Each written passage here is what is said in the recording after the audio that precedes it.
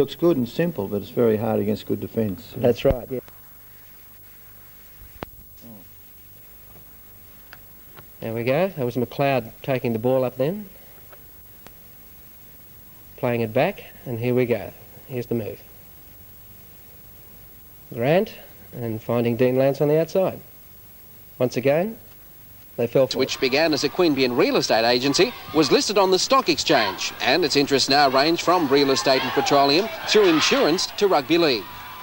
Today, around Sydney, including the kick-off to the rugby league season. After postponement of the third grade match between East and Manly, the reserve grade game would head on schedule at the SCG, followed by the first grade game between the two clubs, in which East drew first blood in the premiership race. The underrated Roosters scored an impressive 24-8 win over last year's grand finalists, racing in 3 tries in the second half after the scores were locked at 8-all at half-time. A crowd of just over 11,000 people saw an impressive East pack demolish the Sea Eagles. Manly was disjointed in attack throughout the match, and its defence constantly broke down after the break. The scorers for East, Eden, Ferguson, Bevan and Grounds all scored tries, with Eden kicking 4 goals. For Manly, no. And that wipes out the thought of Balmain going in with a lead at half-time. Bridge on the blind side, putting it across field. Hegarty under pressure. And Kerry Boasted's got it for Manly. Away he goes. Good backing up. Away goes Blake. Will they get to him? Racing to the line. And Blake is going to score, and Manly go further in front. Forwards, because it's pretty hot out there. Good pass. That's to Close. And out to Boasted. Try number 2 to Bowie. Kerry Boasted, try number 2. Borton. Down the middle, he split the defence again. Ray Brown, the hooker, he's got no support. Finds Cleal. He'll be hard to stop. Got support. Chris Close gets it out, and Blake beautifully in for a try. Magnificent handling. Very dejected group of Balmain supporters starting to leave the ground now with less than 5 minutes to go, and Manly tearing their side apart as Hasler goes in for another try. How easy. There was just a complete absence of any Balmain defence there. I'll hear some highlights as we talk now of the West encounter. At least they hung on well, and with Chrissy O'Sullivan scoring a couple of good individual tries, they were right in it. And I know West are not one of the top sides, but North's not going all that well either. There you go, they're turning one on there right now. Paul, who did you think were the better players if you had to signal some of the Raiders players out from Wednesday night's match?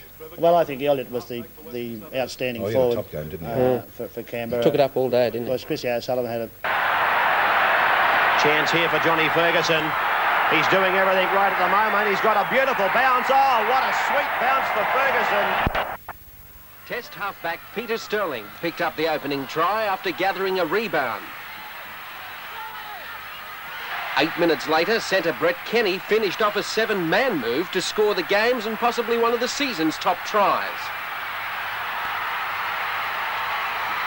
South Sydney, though, were full of fight with this intercept try by replacement Darren McCarthy. Second rower Peter Wynn, hooker Ken Stewart and Sterling were the pick of the Parramatta side, while second rower David Boyle was easily South's best. Travelling out to the foothills. But I think that they will, I think Balmain Tigers will come away with it. I think it's got to be a Balmain victory up there, but as you say, Ray, every side's glad to come away from Penrith Park with their 2 points, and that's over Wednesday night. Illawarra have got some top Illawarra, players as I said last week, we haven't seen much of them, but they must be playing fairly well. They've got some good attacking players, and they've had a couple of good victories. Yeah. Look at the difference Reddy makes to the side. Well, just getting back to the South Sydney side, Paul, in the dressing room there after the match that night looked like a graveyard. Well, they were lying around the floor everywhere. They'd had a couple of hard games, Tony. They'd give themselves some heaps against Parramatta on the Saturday, and they had a little bit of overtime on Wednesday night as well. It was a tight game, which was often marred by bad handling. Nevertheless, there were some moments when the partisan Belmore crowd was on its toes. Canterbury benefited from more than just a little luck when Gould scored this try from what appeared to be a Canterbury knock-on.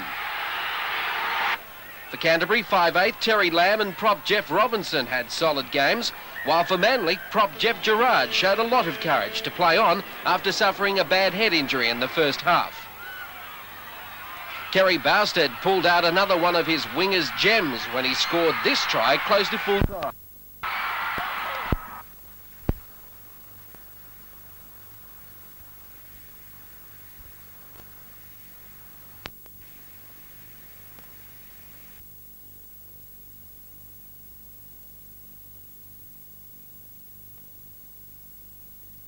Welcome to the NEC Big Game. Today's match, Canterbury Bankstown versus Manu Warringah from the Belmore Sports Ground. The clash of two of rugby league's heavyweights. Last year in the premiership rounds, it was Manly easily, both times. 36-2 in round 1, 34-6 in round 2. Let's have a look at the team lineups for you now. 6-4 hammering, and that from a team they rated hard during the off-season. Had all the merit of the skill injected by this Steve Roach ploy, which led to a Marquetto try. The Tigers are travelling very forward. The Bombs came raining down. Of the 4 tries scored, 3 came from kicks and 1 from a dummy half charge. Hardly the ingredients they expected. Floodgates open. Prop Stan Jerd inspired the Premiers to a 4-try romp, highlighted by this superb solo effort from Australian winger Eric Groth. Some years ago, Lilly was dogged by a nagging back injury. With a lot of hard work and persistence, he eventually recovered. The man who helped Lilly back to fitness was Dr. Frank Pike, a long-time Added skills that he was showing in his game this year. He threw the dummy to a player going open side, fended off another, stepped out of another, and plunged in to take the Balmain side to a 4-0 lead. Well, this fellow's got all of the skills. You can see here he faked the turn the ball inside to Hensley. That caused Timmins to drop off him. He was then strong enough to pull through a tackle and go over untouched. And Cronulla very slow in covering it up. Actually, the ball came from the Simon Booth played the ball, and Ryan just stabbed it into a big hole. And Kevin Hardwick was there from an onside position to score. This try is the result of the lack of communication between the Cronulla open side winger and the fullback. If the fullback was playing on the blind side, the open side winger had to drop back in behind his centre. That failed to happen. It left a big hole for Hardwick simply to run through. He gave a good chase, picked the ball up and roll over. Since the Brethren last won the premiership, and despite an influx of Sydney imports, they finished 6th last year.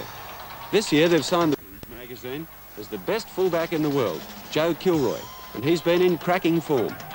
But it's not a one-man team. Former Penrith half Henry Foster, prop Mark Creer, and a crop of lively youngsters have been moulded into a fine side by the 34-year-old Raudonikis, who finally hung up his boots this season.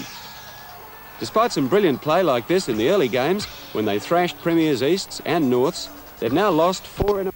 Coach Don Furner's plans to blanket Parramatta star players were to little avail in the first term, as Test half Peter Sterling, playing his 100th senior game for the Eels, celebrated the event by jigging his way over for 2 tries in the opening 19 minutes of the match.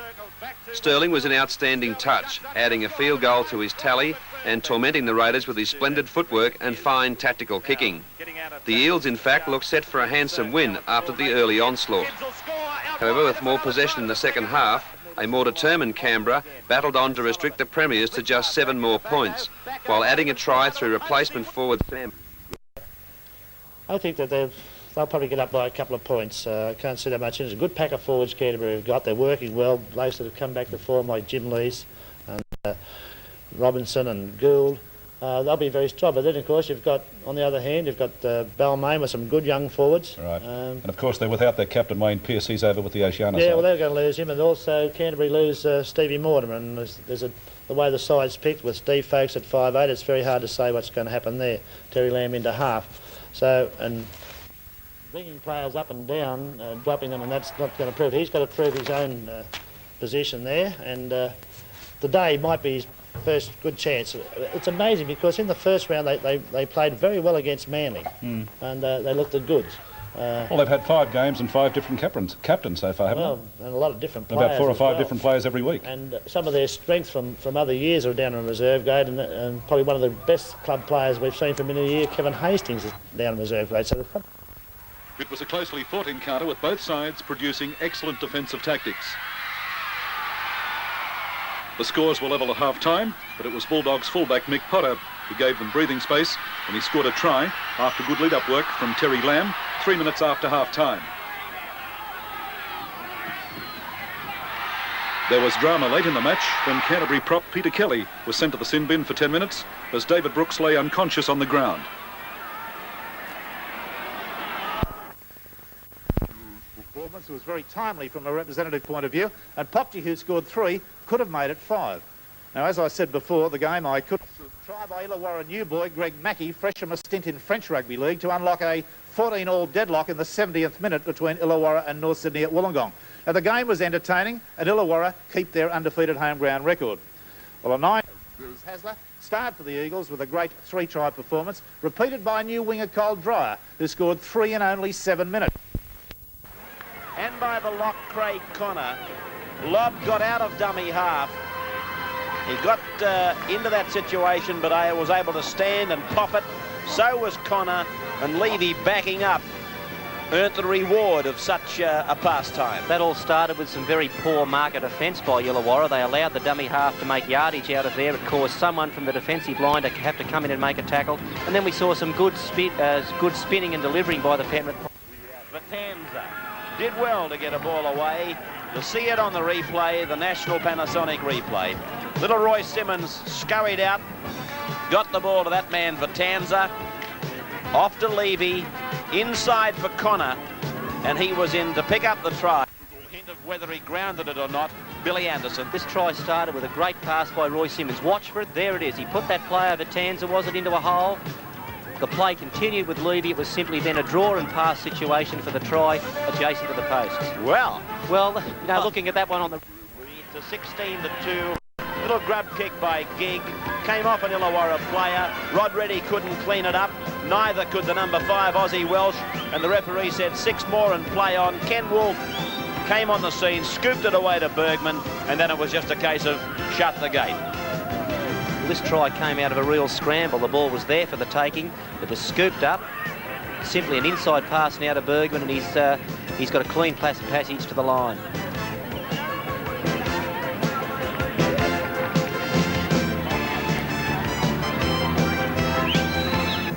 Fullback.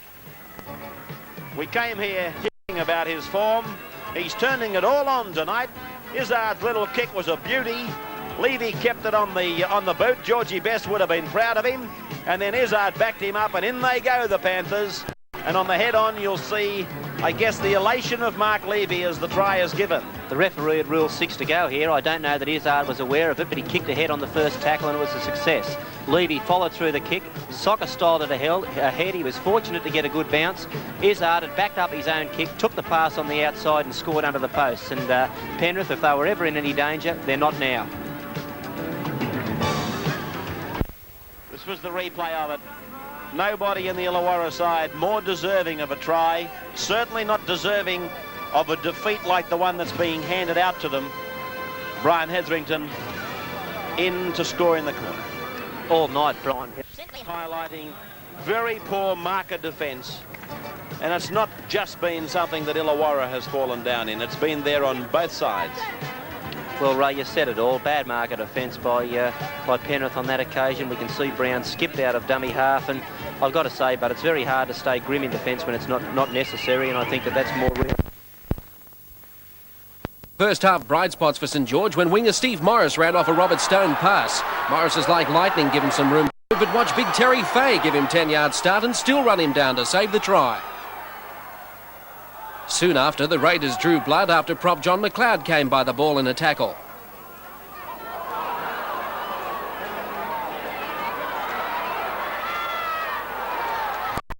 Gitto also converted to make it 8-2. The second try also belonged to the Raiders' backline with a little bit of help from John McLeod. Backing up all the way, the final pass went to Billy Walker.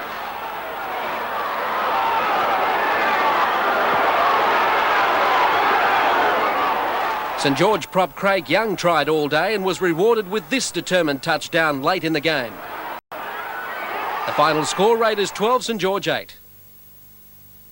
Performed extremely well against Canterbury. And got the right combination, and I think he might have found the right combination against this side. I was about to say, Paul, you think you've got problems. What about Laurie Fryer? Oh, yeah, mate. I thought last week might have been the week they got out of the Dollars, but they were just as much in. But as Johnny says, they've got to come good at some stage, but I don't think it'll be today. No, I'll go for Norths. Okay. Canterbury and Penrith. Souths and Manly, and it was one of the most rugged seen for many a day. Midway through the second half, Manly's second rower Glenn Ryan was sent from the field, charged with a late tackle. Manly, with 12 men on the field, played solidly before tragedy struck the Sea Eagles when winger Kerry Bowstead was taken from the field in agony. The diagnosis from the dressing room was a dislocated shoulder. Only 3 tries were scored in the game, and they were all gems. Just a reminder, you can see a replay of the match of the day at about 10:15 tonight on Capital 7.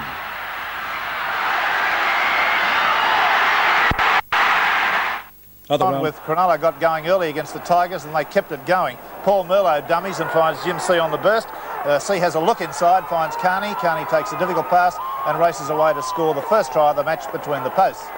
The Sharks went further ahead when McGaw slipped through, then slipped over, but still got his pass away to centre David Harris, who got collar before he'd unloaded to David Lamming, who touched down for the first of his 2 tries. Well, after being down 14-4 at half-time, Eastern Suburbs storm back against North Sydney. Mark Bevan shoots straight through a big gap. Mike Eden's nice and handy, and he straightens before sending the ball onto Johnny Ferguson, who beats the diving tackle of Wigham to go over and score between the posts.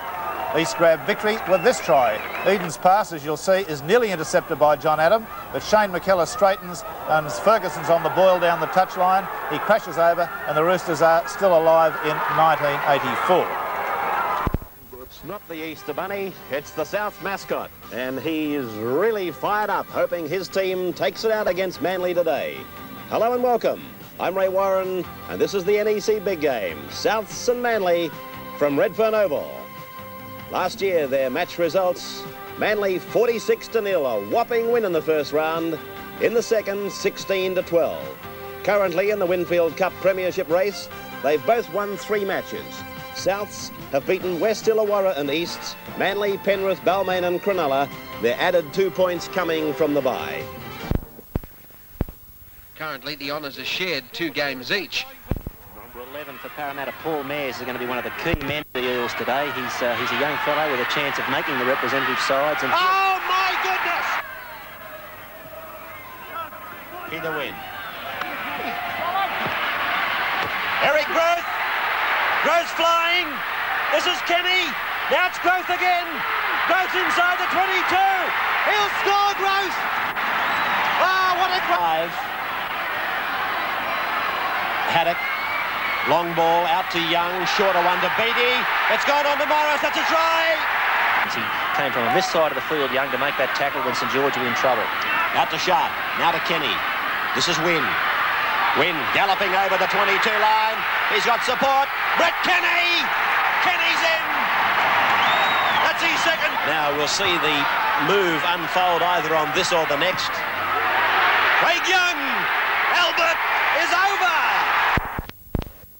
20 minutes into the match, another bomb, another try. Parramatta this time in confusion, and St George in for the try. First test for David Lydiard.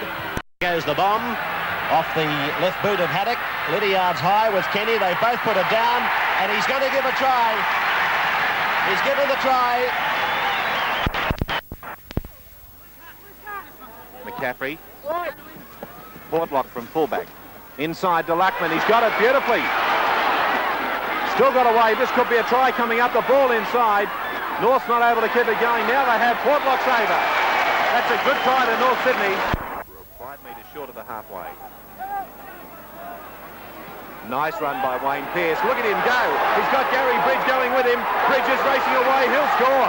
That's a magnificent try. Put it down to Wayne Pearce. Scored by the 5'8" Gary Bridge. So Wayne Pearce, after bursting... Whittaker, 1 to go. Gary Bridge just get his kick in time. That rebounded off a North player. That was a good decision. Away go Balmain. Gary Bridge is caught.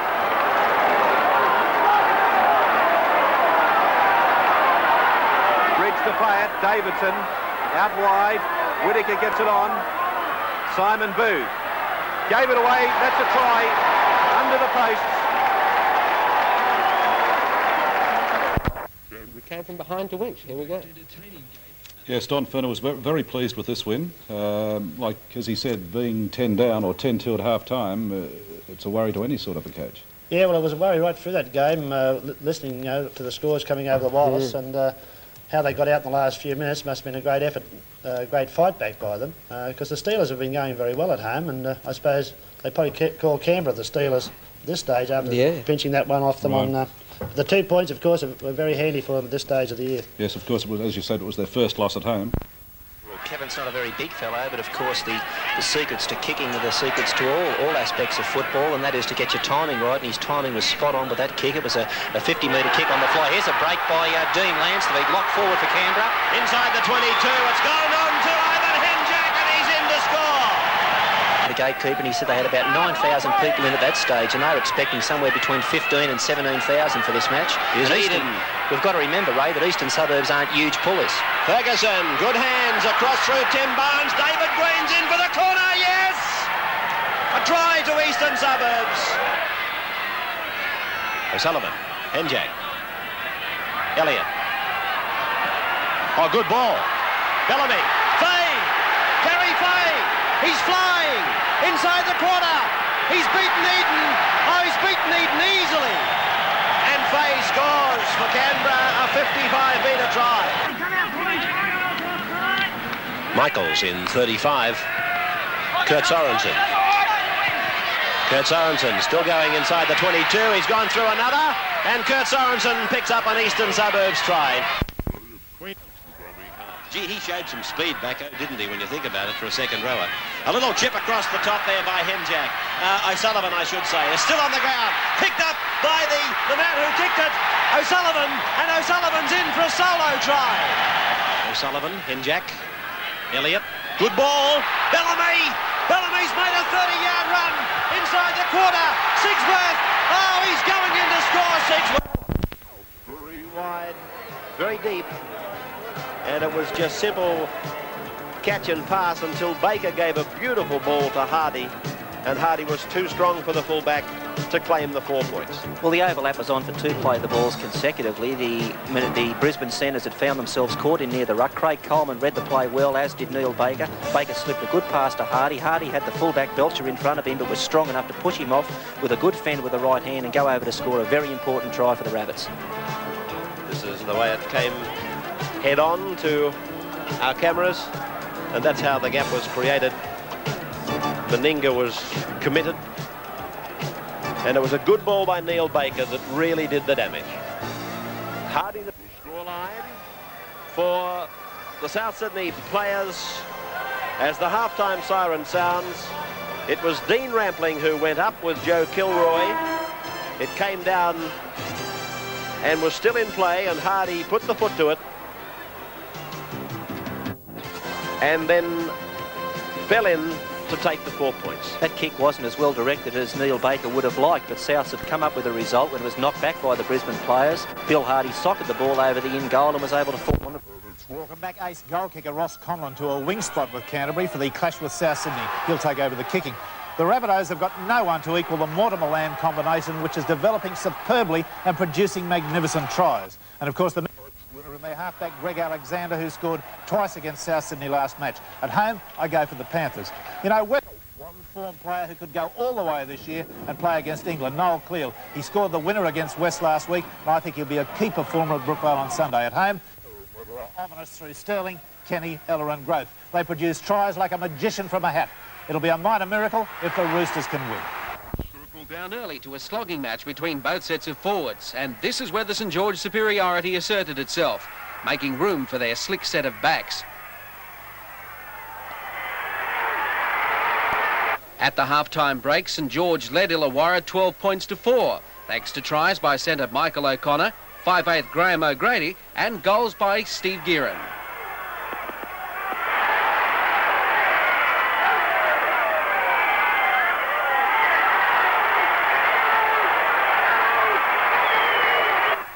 Illawarra hit back midway through the second half with a try by teenage winger Jason Moon. But late in the second half, Perry Haddock sealed the St George victory with a try from dummy half. For a second rower, and contain him. Donnie'd be pretty aware of that, though, wouldn't he? Oh, my word, he'd have those his six forwards lined up to keep him quiet, but hard man to keep quiet. Paul, let's get back to last week's match. It was a fabulous game, wasn't it, really? Wonderful try scored. Not from Laurie Farr's point of view. They thoroughly deserved the win. Out of all their tries, possibly the whole lot of them were great. His passes came off, put them in the right place, and players there to take them. But great team effort. I was very impressed with Henjack, the way that he keeps the ball alive. We just seen it there, how he can give a pass and be around the player to back him up. And Kurt Sorensen out there. Although Canberra did well and they won by that huge margin, I felt they were a bit thin out wide. Well, East didn't stretch them enough out wide right for the game because they didn't control the ball so well, East, and particularly well against South outfit. Now Souths are a depleted side, Ray. They've got about 4 players out. Yeah. What do you think, Paul? I think South, there's just too much pressure on them at the moment. They've had another game midweek, and they've been playing hard football, South. They're really killing themselves in the effort they've been putting in. Well, it's ironic looking at Penrith, Paul. Penrith is one of the 4 sides in the Sydney competition that the Raiders haven't beaten yet in the 2.5 years. Yeah, well, we hope that's going to change in a couple of weeks' time, Tony. Yeah, right. That they do play them at Penrith. Well, the 4 matches the Raiders have got in line from now on, they're the 4 sides they haven't beaten. They've got they've got Manly today, they've got Canterbury, and they've got they've got Penrith, Balmain and Penrith. Yeah, they're the 4 I'm trying to think of. But they're all home games, aren't they? No, they're not. No, they're not. They'll play Penrith away. Oh, that's it, right. I think it's a big testing time for the Raiders right now in these 4 games coming up, and if they can win, say, 2 or 3 of those games, it really shows that they are a complete football side. I'll go for Penrith to beat Souths today, Ray. No, Canterbury. I'm sorry. Watching last week's game. Yes, Canterbury, right. Last week's game, Mr. Campbell on the screen. I'll go for Canterbury. Canterbury, I think you've got to take Canterbury. They're the leaders at the moment. They're a form side. And I think South are just too knocked around at this stage. I'm going to tip Penrith to beat Norths later on. That was what I meant to say. Right. Okay, well, that's the next game, actually, we're looking at today. Penrith and Norths. They're playing at Penrith Park. Yeah, Penrith. And they did very well against South Sydney last week. Well, there's always the Eagles' feathers. How can you pick it? Manly got one heck of a shot last week. West always lift themselves for the Manly game, but whether they can do it, it'll probably be a hard contest out at Leichhardt. Balmain probably got the form on the book, but West are a side that showed great spirit, and even after last week, you'd say, well, they've probably got a chance of knocking anybody off as well. I think that's another one that could be a boil over. But I'll go for Balmain. Yes, I'll go for Balmain. We have to be true, don't we? A bloke pulled me up in the car park out at the airport and lambasted me last week for saying the last week's game involving Balmain was a terrible match. Okay, well that's how. Oh, Michael got a gap. Out to John Bastard. He's got it inside. Oh, he's got it. Yes. Well, a try from nothing. Cannon. Oh, nice chip kick. Oh! And that's gone. He's still got it going. And it's to Joel Hayden. Oh, he's going the full length of the field, this lad. Oh, there's nobody on this side will catch him. What a magnificent try. Scored from nothing. Gary Stevens switching the attack again. But there it is again. Oh, and this boy Hayden. Is he going to go all the way again? I believe he can do. He's racing for the line. He's got Stevenson coming in across. Oh, what a try! The pace of this lad is unbelievable. Wigan's only try came 5 minutes from the end. Wigan on attack. Gary Stevens. To Hemsley. And is he in? Yes, he's in. Oh, good fight back from Wigan there. That we should be playing in those sort of things. Now, we have to be off the... The game started at a fast pace with Manly applying plenty of pressure in the opening stanza. And what pressure it was. The Raiders, who had won their previous 3 games, were quietly confident of upsetting the Sea Eagles.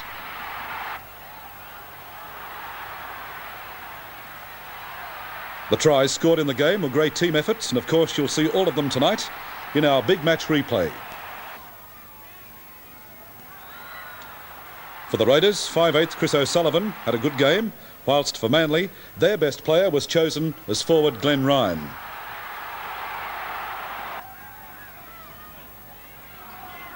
Next weekend, the Raiders are at home to Balmain, who today had a narrow win. Prop Joe Vitanza led the charge of the Panthers to their 4th consecutive win over North Sydney. Halfback Greg Alexander continued his bright form, as did Brad Izzard, who scored this try, and he's suddenly realising, this fella, that fitness gives him an edge. Meanwhile, ferocious charges, but it was left to that little 5'8 genius Terry Lamb, who, aided and abetted by teammates Folkes and Mortimer, finally overcame a weakened South Sydney, who never stopped trying. Well, the big man, Gary Webster, the man of the match for mine, scored this try and did enough to be on the winning side. All the other props, Roach, Coveney and Makata, always hopes in losing 12-2 to Parramatta at the Sydney Cricket Ground. Eric Gray's first half try, which is virtually a replay of others he scored this year, is the clincher. The Roosters played willingly and they weren't disgraced. And by the Newcastle no doubt regret their decision not to join the league 3 years ago when they had the chance. Since then, they've been gearing up to enter the Sydney competition, a move Newcastle officials were hoping would lift rugby league's falling stocks there. The New South Wales country fullback is Maguire. This all came from a Magpie mistake. A pass that was thrown, I believe, by Trevor Cogger. And Williams was too strong for Craig Madsen in scoring the eventual try. Country got into this position through the Western Suburbs mistake, and it was Green that towed the ball ahead, and finally from the play the ball their winger Williams, who's a very strong player. Broughton snatching it out of the air on the full, and a pretty good chance for the conversion from fairly close proximity to the uprights. Well, only a man of Broughton's pace, and he'd be one of the fastest fellows in first grade football, could have got to this kick. He really took off, scooted across the ground, jumped up for the ball and came down with it. Graham gets 10 out of 10. For execution, he gets 10 out of 10. This was the original bust made by the big prop Farah. Dennis coming straight into our dead ball line camera. And he heard the call from Graham, a voice that he probably didn't know who it belonged to. They've only just been introduced this afternoon, and Graham plunges in for the try. This try showed some really good offloading and backing up skills. Here we can see Farah get the pass away to his winger Dennis. Dennis makes a burst down the left-hand side of the field, passes the ball back inside to Graham, the back row forward, who did well to be there, and he goes over to score the try for country, and they won't take this one from them. They certainly will not. This is just from a tap penalty.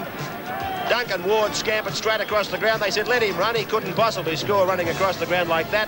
And then Mal Graham hit it up and Trudgett backed him up and under the uprights. Well, we can see some experience here. Trudgett was the man who put this play on. He called it and organised it. Mal Graham, the former Newtown player, hit the pass at a tremendous pace. That allowed him to stand in the tackle and slip the ball to Trudgett, who backed up to score under the post. They're on the threshold of a win, and it's only last week may G them up to overcome travelling to Seaford Oval to play Canberra. They'll have Kerry Hemsley back at prop, hopefully not jet lagged. You know, the Raiders were made to look second-rate by Manly when beaten last week. But two of the newest and smartest halves in Sydney clash at Lidcombe on Sunday when West meet the three in a row. Canterbury had the game in its keeping by half-time with a 12-0 lead after 2 converted tries within a 6-minute period.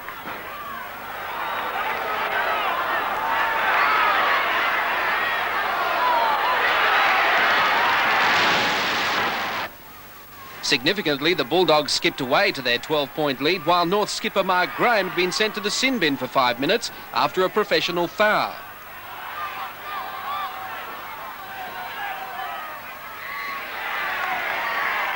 Steve Mortimer, who looks certain for selection in the City first side tomorrow night, caught the eye for Canterbury along with fullback Michael Potter, lock Jim Lees and prop Peter Tunks, while Don McKinnon was North's best performer. The win takes Canterbury to a clear 4 points lead in the Winfield Cup Premiership competition, but there's a full round of matches to come. Incidentally, the Raiders will be at home to Balmain for their 11th round match. Been a very unlucky side, but I think Penrith are hitting their straps well, and I think they would knock West off today. Well, what are your thoughts, Dennis, after last week's performance, Balmain against West? Do you think West can beat Penrith? No, I don't.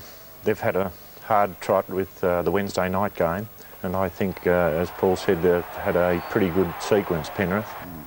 So much, and of course we can't deny that growth also is a big loss.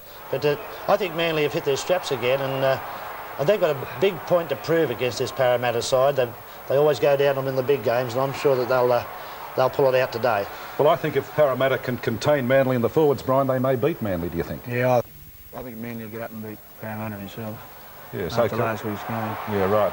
So I think we all agree that... we'll do Taken, Hoffman, O'Sullivan, Wilson on the burst, barges through the gap, Wilson, he's going for the line, he's in! Simon Booth. Booth on the quarter line, Balmain in possession. Lane. And that's French, David French in the clear now. David French straight down the centre, still going. Up towards halfway. A good break by French. Looks for support. Gets it away now to Brooks, and Brooks is racing for the line. And David Brooks has scored. This is John Hardy. Hardy straight down the centre. Couldn't get the pass away. Brought down about 16 metres out. Hoffman. Lance. O'Sullivan. Henjack. Oh, Sigsworth on the burst. Back it goes to Henjack. Has a chance for the Raiders. Giddo going for the line. He's in. 10 metres short of the line. Balmain on the attack now. Canberra 8, Balmain 4. And here's a chance for Balmain. A try to Davidson. In rugby league, pre-match illnesses had little effect on the Premier's Parramatta as they ran in 2 first-half tries. 5 and told to play it. Sterling's the player to watch. Wynn taps it ahead, puts a hand on it. I think it's a try. Long ball to Peter Sterling. Even longer pass to Mosley. Inside for Laurie. Laurie is tackled and put down about 12 metres out from the Manly line. And no doubt Peter Sterling will now put the bomb up, or the grub, or maybe the run. He's decided to grub, and it's a try, is it? I think it is. Brett Kenny has scored. In the second half, Manly hit back at that 10-point deficit. Metres out from the line as it comes out to Blake, on to Thompson, over it goes to Big Cleel. Cleel is thumping it up, gets the pass around the corner for Ryan. That's a try to Manly. Players out there dragging themselves to their feet as Blake puts on a bit of light stepping, takes it to the 22. Good ball to Ryan. They're going to score again, the Eagles. Thompson's going in for his 3rd try in 2 weeks. He decides to run. Parramatta sealed an impressive win 5 minutes from full time. So Sterling's behind to play the ball. Peter Wynn is the dummy half. He decides he'll run, passes to Price. Price will score! Test matches against the Poms haven't been all handshakes and smiles. Great Britain has a fine tradition against Australia, with big crowds coming to see fast attacking football, where usually it was the Colonials who were shown what it's all about. And they were out even. But Great Britain were clearly the champions on the scoreboard. In that time, they won 21 tests to Australia's 17. But the scales have turned rather dramatically, with England last winning in Australia at the Sydney Cricket Ground in 1974. Since 1970, the Poms have managed only 3 wins compared with Australia's 12, with teams branded as too old or simply no good. It's Gibbon, who was with the Illawarra Steelers only last year. He's got in the Shaky Isles next weekend, and they take on South Island. Well, the danger signs were there. We were talking about how they're prepared to hit and spin, back up the man with the ball. This went through several sets. We actually didn't pick it up from the outset. That was the hooker who made the final bust up the middle and got it back to the halfback, and it was Clayton Friend who scored the try. This is the try more or less in its entirety. I'll just stay with it, Bill, as it went through about 4 sets of hands, and it finished up in the 6th set of hands with the full back. It was spun back to the half, who was in the move, I do believe, for the 2nd time. He was the dummy half, you might recall. And then it was given off to Cooper. So we're looking at around about 10 sets of hands as this fellow gets into the opening. And it was the final ball down to the halfback, Clayton Friend. So I'm... mistakes. The ball was delivered speedily to Dan Staines. He's been promising to do that all night. What he just did, it was a good ball. It got out to Armstrong, and we got in pretty close on him there. Gibson did all he had to do and positioned himself for the final pass.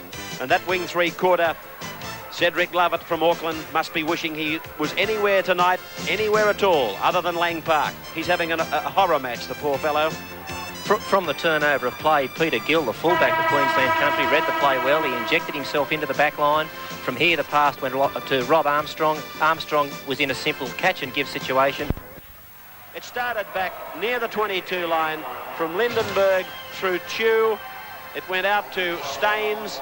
The fullback linked in, made the extra man, and he took it down and over halfway, the 22 line. Got a smack over the face for his problems, but you don't feel pain when you're scoring tries. And going in to score was Peter Gill, the fullback. Bill Anderson. Look for the good pass here by Dan Staines, the number 8 for Queensland Country. Here it is now. That was a good ball. He got away in a tackle. Peter Gill had injected himself in the back line. Now from here, Queensland Country probably did it the hard way. The winger Gibson positioned himself on the outside rather than on the inside, but Gill was backing up, got the pass back and goes over to score a great try. This was an attempt by Cowell, the second rower, to give a long ball. Greg Millen, took his eyes off it. He had a little look, I think. And Sinclair was Johnny on the spot. And it was an easy run to the line to pick up a 4-pointer for Auckland. Well, in the twinkling of an eye, the whole game changes again. Greg Milne dropped what appeared to be an easy ball. Sinclair was Johnny on the spot. He picked up the pass and he's gone over to score a try that gets them back into the... When the second rower, Cowell, comes into the play out wide in the corner, Staines in the number 8 gave the pass to Cowell. He got rid of O'Regan, then unloaded on going down. That's where the referee has ruled that it came off the feet of the country players. Well, a good decision by the referee. We can see here that Colwell was the man that got the ball away, the former Queensland State of Origin player. It then went on to Cowell, who offloaded a pass. It wasn't picked up. Finally went onto the boot of Rob Armstrong, who's a former New South Wales under-18 player, and a good decision by the referee to adjudicate on that try. Defence up the middle has fallen apart. Bill might be able to tell you what's happening. The markers following the dummy half, that's fine, but there just seems to be an enormous gap. Might be the fact they're using one marker, is it? Well, I think it's more the fact that what the marker should do is hold his spot and wait for the inside pass, and here we can see that's exactly what happens. Kinescu ran wide, turned an inside ball to Peter Gill, and there was no one at home because the marker had left and chased, and he's able to force his way over. So here's Kinescu. He's drawn the marker out with him, Ackland. He hasn't made the tackle complete, and it's been turned back into the middle time and time again, and a try.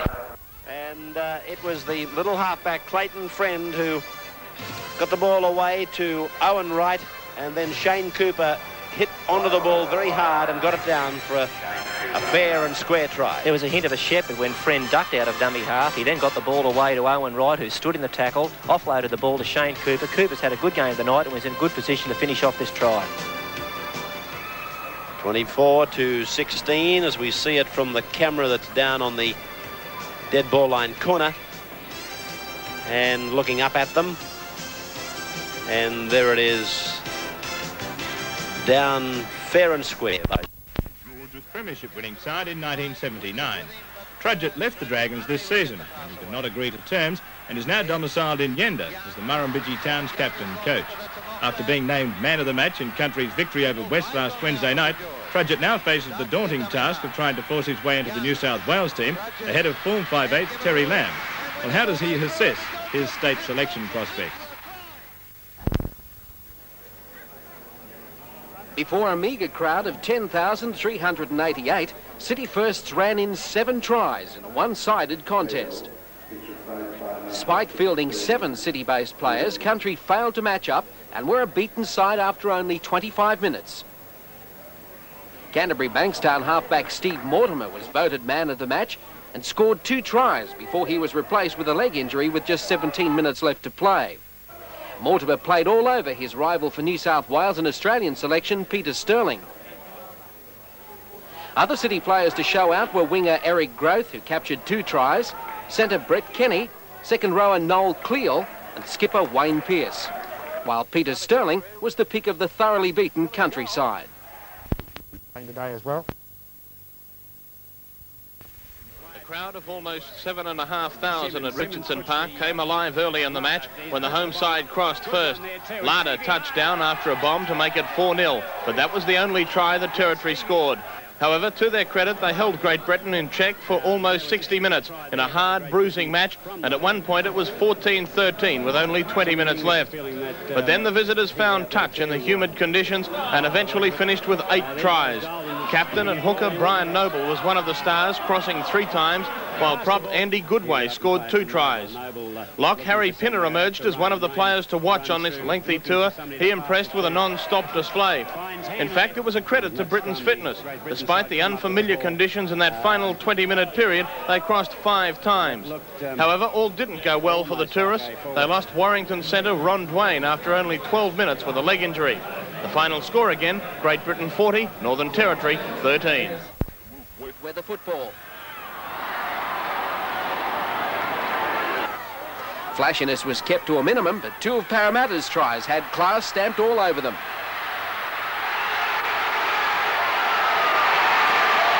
This try was scored by Steve Eller after lead-up work by Brett Kenny.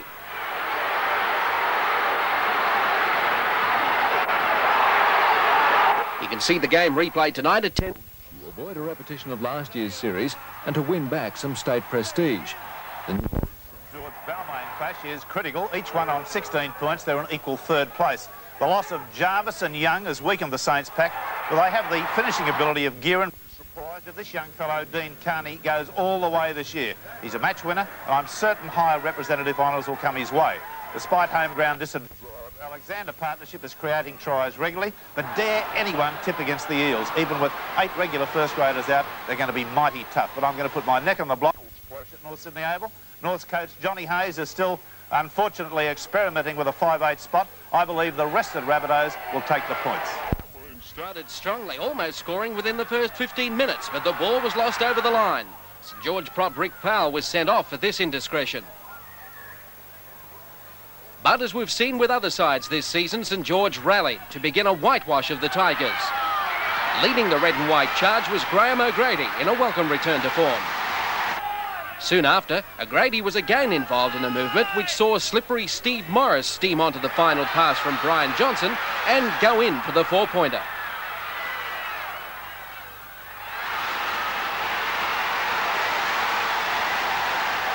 But St George weren't finished yet. Quick hands saw the ball go on to Brian Johnson, who broke the line to make it St George 20, Balmain 8. It's going to be today. They played well last week, Illawarra. They did. What do you think, Paul? Yeah, it's a big chance for Illawarra down there today. Manly's a bit of a depleted side, and they haven't been going all that well. And Illawarra It's our best chance. Lamb's out too, isn't he? Well, we're not very sure of the makeup of the side at this stage. I believe Lamb is out. There is a possibility that Stevie Mortimer will play, and because he'll make a big difference. See, Conlon's goal kicking too, Paul, perhaps. Well, that's right, yeah, he can put him over from anywhere. There's a bloke called Mannix in the side, which I don't know too much about him. But Canterbury will be still very strong. They've got a good pack of forwards, and you know, Tunks and Robertson in the front row. That's where I think the game's going to have a lot of, and it's up to our forwards to contain them. David, last week with this game here, Canberra and Penrith, what happened out there at Penrith?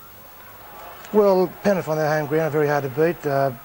They played well. Our blokes were very unlucky. A couple of bombs, as you see just then, a couple of tries, but I think today our forwards can get on top of their forwards. I think we've got a big show. I believe they bottled up Henjack and O'Sullivan pretty well. That's right, yeah. And of course, let's not forget too that Canterbury is the 4th hoodoo team that we haven't beaten yet. That's right. Manly, Balmain, Penrith. Okay. So we've got the hoodoo to overcome today against Canterbury. Ball is played. Hoffman, O'Sullivan, Henjack, Lance. Here's the chance. Giddo now. Giddo over halfway. A little kick. There's a race for the ball. Blacklock may get there first. Blacklock scored. Blacklock has scored. Canterbury well inside the Raiders' quarter line. Chris Anderson, Jimmy Lease, Jeff Robinson. 1 tackle to go. 15 metres out. Here's a chance. It's Mannix. No, it's not Mannix. There's a try.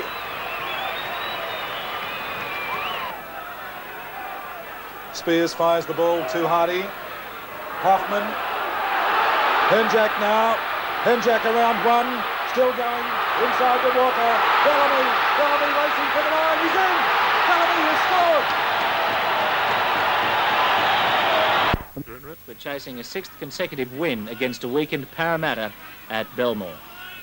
Wolf got the ball back to Alexander. A flick pass to Connor. Given over now to Gonzalez. Inside to Ross Gegg. They're going to score. The Panthers are in for the first try.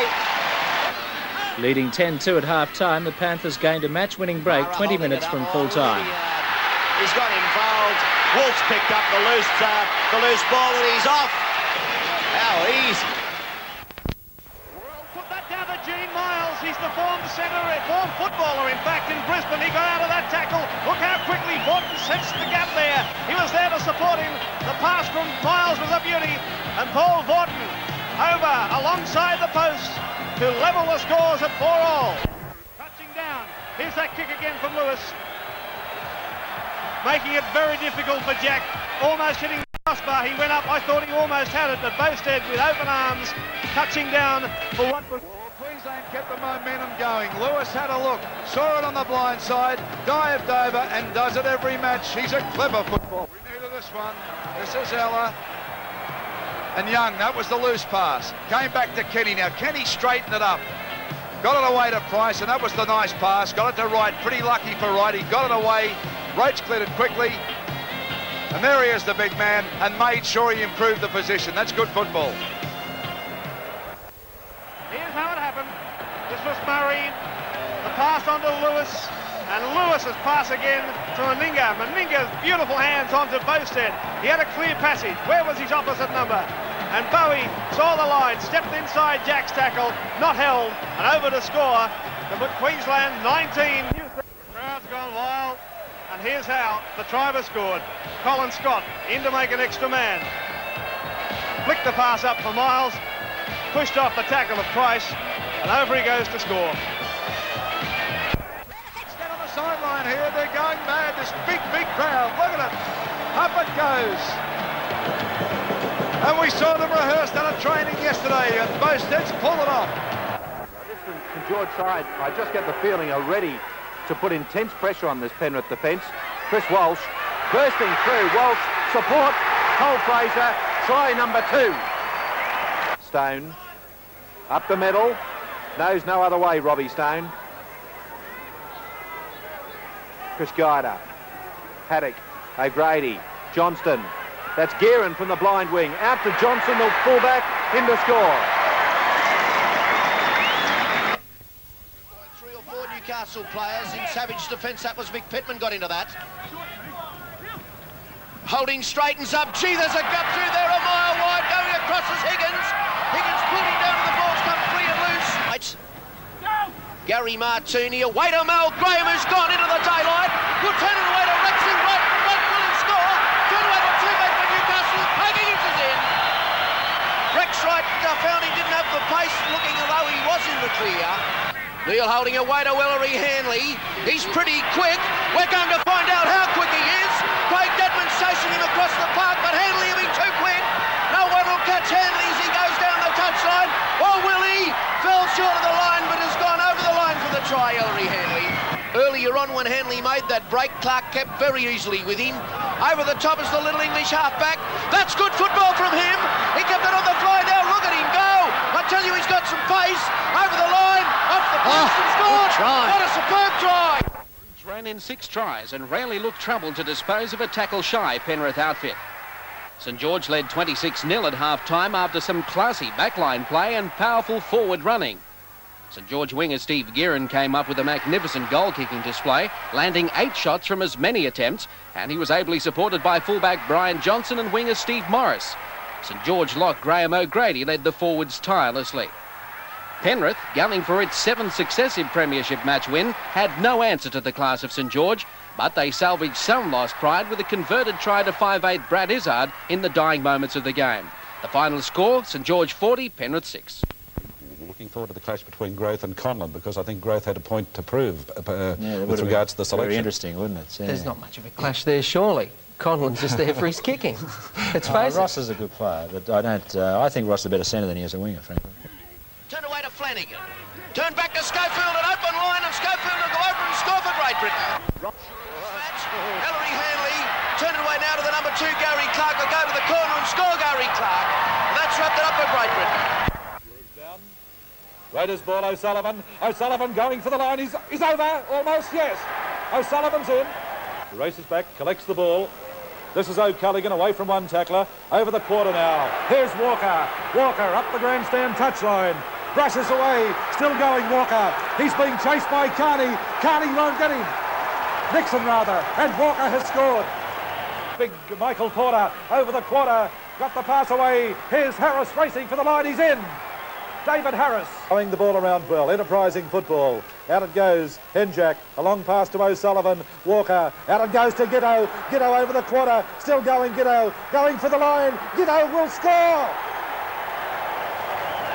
Good run by Ron Giddo. Backo over the quarter. Good break by Backo. He's still going. Elliott going for the line. He's almost in. A try. It's rolling loose on the ground. Picked up by Walker. And Walker's almost in the clear. Still going. Gets it away to Bellamy. Bellamy over the quarter. He's racing for the line. He'll score. Craig Bellamy is in. Good try, Raiders. Appears to play the ball. Hoffman. O'Sullivan over halfway. He's through a gap, O'Sullivan. Down towards the quarter. Fires the pass to Henjack. Henjack racing for the line. Another try. It's gone second half. And still the big crack hasn't appeared. But now it might have. Conlon inside for Tunks. Parramatta Arch dropped to pieces. Terry Lamb has scored his second try. 15 metres out. What will Sterling do? Here comes your answer. It's the bomb. Through they go. Canterbury, Parramatta. It's been dropped. It's no. He's given it. According to the book, he looked for support. And then something happened. I think one of the Queenslanders got between him and the man he was supposed to pass it to, and that is exactly what happened. So he then had to try and beat the man with the sidestep. It's a try. Back in 1974-75, when he first came to grade football, Roland Beckett, as an under-23 player, was one of the best dummy half runners you'd ever want to see. He suffered a few knee injuries in that since that period of time, but tonight he's recaptured a lot of that pace from dummy half. Scored by this prolific point scorer, Michael Eden. Only had one to beat, and he was able to do that. And that's what it looked like head on. Well, the deep back line did serve some purpose. It pulled all the Queensland country defence, but Eden, who's a deceptively fast runner, was able to find... He had a couple of blokes running with him who loved to score tries and probably were saying, give it to me, but Green was a fresh man on, and he had McKellar on his outside. He beat Mill on the centre easily. Michaels was on his inside until he was poleaxed by somebody in back play. But Green said, leave it to me, boys. I'm travelling high, wide and handsome. Well, it took a couple of good balls, firstly by Regan and secondly by Dunn, to get the ball to Green. But when he had it in his hands, he knew what to do with it. He used the fend there, then a little in and away, and it wasn't a bad effort by the full.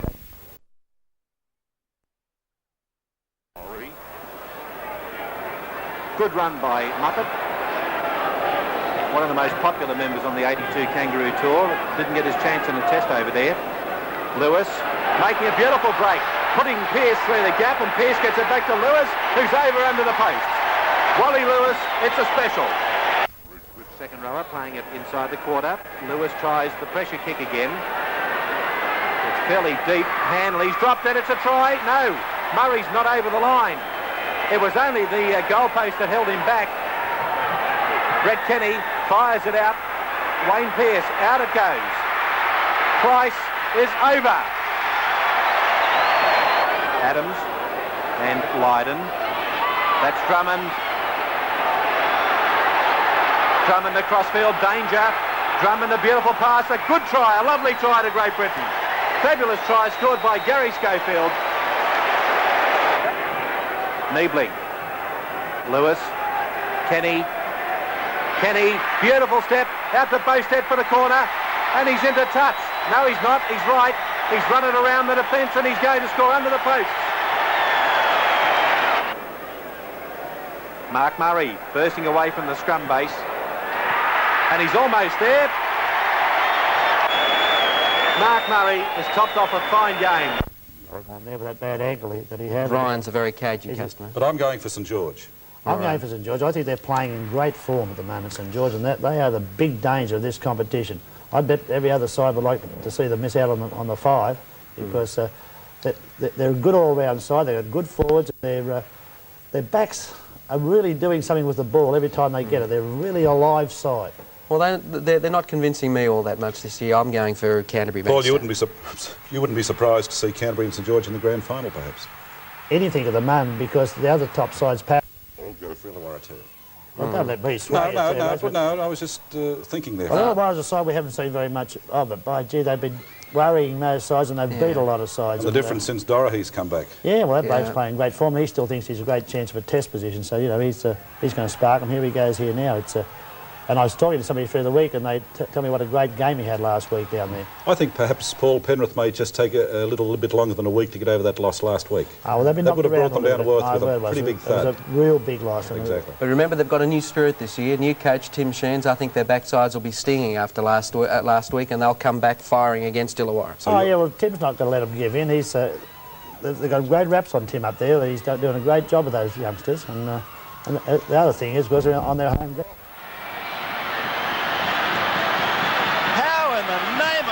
Could he do that? Steve Morris jumped. East put up a gallant effort against Balmain, and after being down 8-2 at half-time, led 16-10, 8 minutes after the break. But concerted pressure in the final 20 minutes won the day for the Tigers, with tries to 5/8 Gary Bridge and fullback Gary Jack, pushing Balmain into equal fourth place on the competition ladder. For Balmain, Jack scored 2 tries, Davidson and Bridge won each, and Davidson kicked 3 goals. For the Roosters, Green, Ferguson and McKellar scored tries, and Green kicked 2 goals. Looking for the gap, and he's almost found it. It was only just a little bit of Jersey pulling from Hardwick, which prevented him from going right through. He got the pass away, eventually which with Green. Green back over to halfway to Hastings. Back it goes to Ferguson. Ferguson's got McKellar in support, and the ball's gone loose. No, McKellar's got it. McKellar coming back inside. He's got 4 Balmain support defenders to try and beat. He's wrapped up only a metre or 2 short. That was beautiful football. Up there very quickly to take the pass now. Out it goes on to eventually Hastings. Hastings now gets a pass away to Sorensen. Sorensen and a pass over the top to Scott Gale. Scott Gale going on his own. A beautiful pass back inside to Green. Green has taken the ball. He's dived for the line. Is it a try? It is a try. Oh, fabulous football. Gary Jack, who was a new Australian. We want to see the full goods. And now some beautiful football out wide. Scott Gale, a bit of a run round. The ball's finished up with Ferguson. He's going down the left wing. He might even score. He will. Top try to East. It's coming down just behind the Eastern Suburbs back. Though, was the Eastern Suburbs player. It was dropped in the end, though. Hastings got it. Away it goes to McKellar. McKellar's got abundant speed. He's up over the halfway. They won't catch him. He's over the corner line. He'll score under the post. Roach won't catch him. East are back in front by 16 points to 10. In the dummy half is Kevin Hardwick. He gets the ball the open side. It's Elias. Elias hoists the ball high in the air. It's coming right down on the goal post. Bridge goes high. I think he's taken it and scored. There's only about 30 seconds left in the match. It's 16 all. Balmain 16, East 16, Martin. Away it goes to Marchetto. Marchetto onto Jack. Jack going for the line. This will be the try. That's the match winner. Peter win. Little chip over the top. Mark Laurie from an onside position, taking it on the full. Turned the ball back inside for 5 tackles. They then decided to give their backs a sniff of it. Wynn chipped over the top. Laurie recovered the ball, shot the ball to Kenny. We know what he's like. Times his passes beautifully. Gives Houghton a free run to the line, and he's got the pace to go on with the job. Should use McKellar. He does. McKellar possessed of plenty of speed and he's turned it up the centre and got the ball back to Beckett, who flings it out and hopes, and Gale gets it to Dunn. Dunn gets his arms free, gets it around to Leggett. Leggett's got a bit of trouble. No, he hasn't. He's out of it. He's inside the 32-metre line, still going. He picks up Scott Gale. Oh, good night. Shut the door. This fellow's home, singing ragtime. Scott Gale.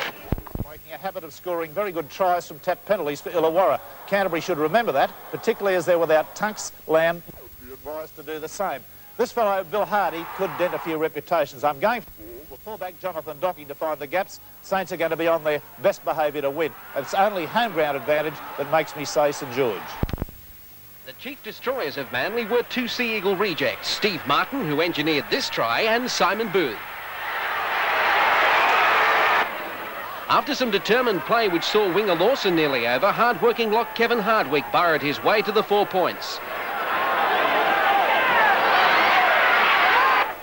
Then it was the Manly connection again. Martin grub a kick, Boothry gathers to score.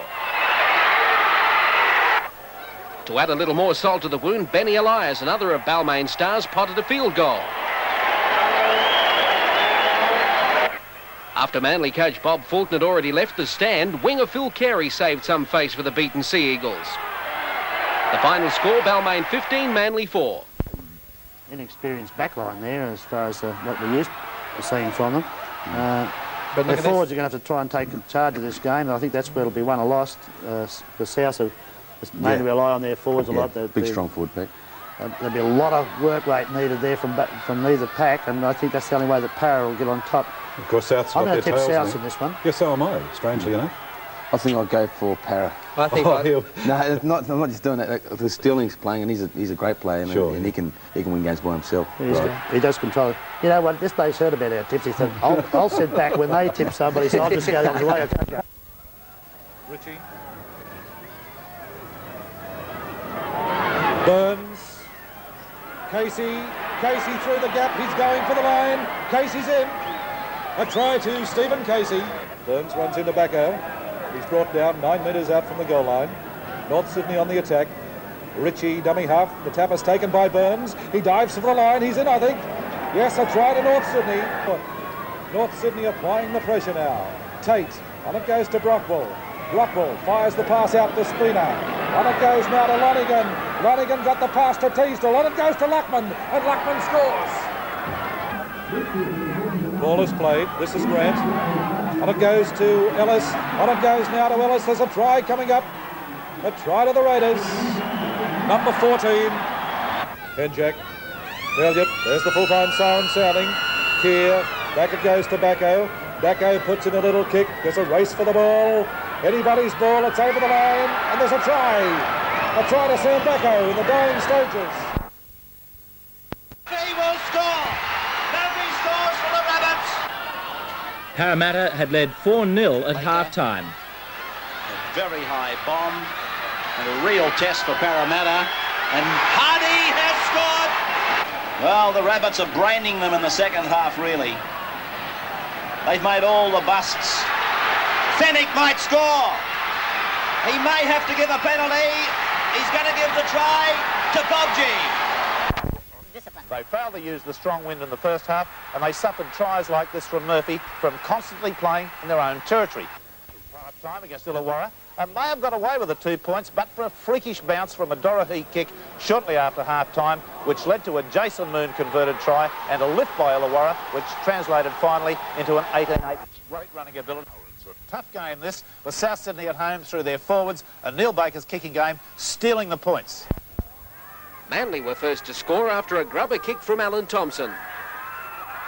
Cleal grabbed the 4-pointer. But Penrith hit back quickly with a try to Howell. Thompson again put in the kick to find Sigsworth for the try. Close was next across the line for Manly, and in the dying stages, Steve Hegarty kicked a field goal to make it Manly 15, Penrith 14. I hope he doesn't go out as Dorothy today. Although they did have a concert through the week. I saw it in the big league. Oh yeah. Or the rugby league week. They were all dressed up as. You're not. What are you suggesting? Here we are. This was Cronulla's effort against St George last week. Sadly, it wasn't good enough. 32-22 to St George. But they performed creditably. Yeah, they're a hot and cold side, Cronulla. They've had some awful defeats, and then they've come up with some fairly good wins. But I think Illawarra's been a side that's been fairly consistent through the year. Stepping off the right, getting off it again. He'll nearly score. He has. Baker. They all thought he was going to kick. St George lost skipper Robert Stone for this incident in the 32nd minute. It wasn't what you would call a stiff arm. It was high. But it was just the tonic St George needed. Down 10-4 at half-time, St George ran riot in the second half, beginning with this brilliant try. Stevie Morris, he'll score. Oh, a brilliant try. The clincher for St George came after this break by Graham Wynn. Jarvis, Wynn. Big Graham Wynn is over the halfway. Here comes Guerin. They won't catch Guerin. Oh, St George. St George at their brilliant best. Bashini, what a ripper. Oh, that's one of the best. That goal by Bashini has to be the goal of the year. The Swans came back gamely in the... After Fennick was able to get that ball away, and Baker again was into an opening. St George were down to 12 men at this stage with Robert Stones sent off. It was Baker who found Murphy coming on in support. When tackled, he got it to ground. It went behind him. Niscott picked it up, and he couldn't believe it when he saw nobody in front of him, and the easiest of tries to celebrate his 100th first-grade game. Here we see Growth run away, but it was a beautiful ball by the man that's been the man of the match so far, Gene Miles. There we see Eric Growth. Once he gets away, hard to stop. Yes, it was Gene Miles, and watched the ability to stand in the tackle, and even though he looks caught, slips the pass away, and Great was moving. That was the important thing. He was on the move when he took the ball, and he was able to get past the defence, even though he didn't have much room between the defence and the touchline. So Australia's first try to Eric Grave. Individual try, here it is. Well, strength of Pearce, beautiful play, a bit of a bad play by the Australians at this point in time. Pearce taking the ball in the instance. Here we see him just break through to feeble tackles. Look how he kicks his legs here. Strength all the way. And that seals it. So here it is. It looked like Dowling was going to pick it up, but Pearce beat him to it. And then just sprinted around. He had no support, and I think he sensed that. And once having got through that tackle, he thought, well, there is a chance. Mick Burke got to him, but it was sheer determination that carried him across. Well, here we see the combination that starred in the first test. Drummond and Schofield. Watch the youngster race away. Good fend off here, and a beautiful try. And from head on, it looked like this, from this angle, with Des Drummond with that neat little step inside, and that's what started it, with the defence coming across one way, and then were wrong-footed, and Schofield, with that clear room, was able to make the initial bust away from the tackle of Mark Murray, and Schofield had gone back out to the right to Drummond. When he was confronted, it went back to Schofield, through the hands of the prop forward, Andy Goodway, and Schofield pushing out of the tackle there to score out in the corner. Sees Mal Meninga do it. Look at the strength of this man here. Always in the action. With a scrum win by Canescu, who's been trying for one of those all night. This is his second, and of course the ball whipped out quickly to the big centre. Gleefully dives over. Paul Vorton is a cruel blow to Manly, who have the added problem of out-of-form goal kicks. Canterbury have got the additional firepower with the confident running of their improving fullback Mick Potter, plus the giant advantage of Ross Conlon's great win over the Sharks highlights. But I'm a South Sydney fan, particularly of their fiery forward play. I know they fell in a very large hole last week against the Dragons, but I like them to win this game and keep their final 5 aspirations alive. Souths were first to open the scoring with this touchdown to young Darren McCarthy from an intercept.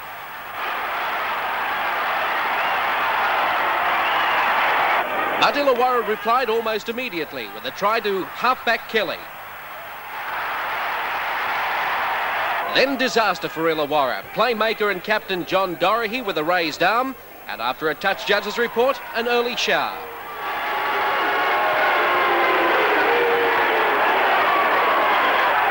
The action continued fast and furious, with South's fullback Marty Gurd juggling a pass on his fingertips before claiming the 4-pointer. Jason Moon kept the Steelers in touch with Souths in the second half with this determined try. South centre Popji split the defence with this run before going in wide out.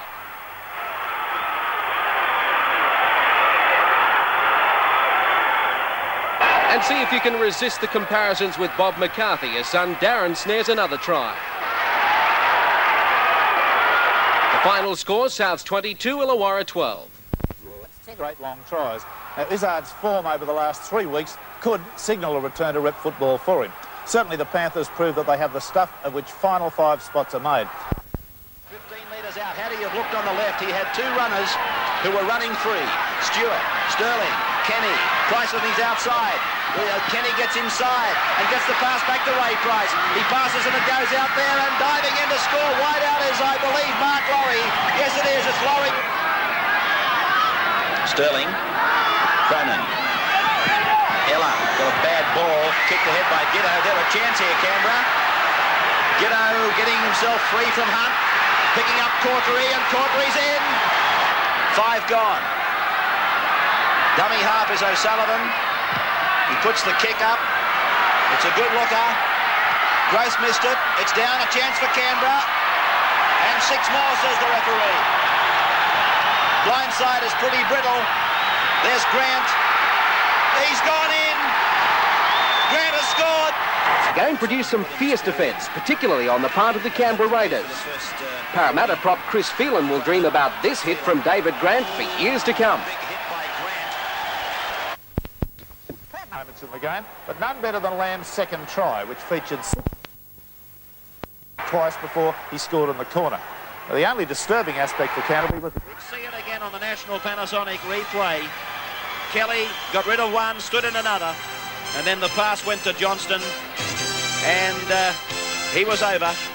Too many hookers pass out of dummy half and don't follow the play. We can see here that Billy Johnson threw the pass to Peter Kelly, who stood in the tackle, got his arms free to Billy Johnson, who was backing up on the inside. It then became a one-on-one with Scott. Scott wasn't strong enough to hold him, even though he had support, and over goes Johnson for the try.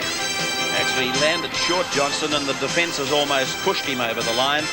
The more I look at that pass, though, it probably was spot on. We're looking at it from an awful angle, but those are different. Now. And Finlayson has run into a gap. It's gone on to Tom Arbour. It's across to Hastings. Arbour backs him up, picked up by Hardy. And it's gone out to Leggett. Leggett's looking at David Green and telling him to go inside. Green stays outside, heads for the corner. He's beaten the full-back. He's taken another one over. Eagles experiment with halfback Des Hasler as a lock forward paid great dividends last week against Cronulla. He set up several great tries. If Manly Pack can withstand the opening barrage, they'll win. Who tries last week against Balmain will play, but I believe that tough midweek clash against Brisbane will flatten them, and I tip Penrith in an upset. Fraser.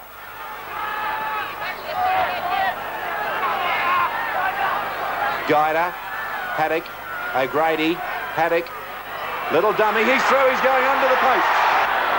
Waits for the support, found Rogers. They've got a huge overlap here, St George. Rogers is caught though.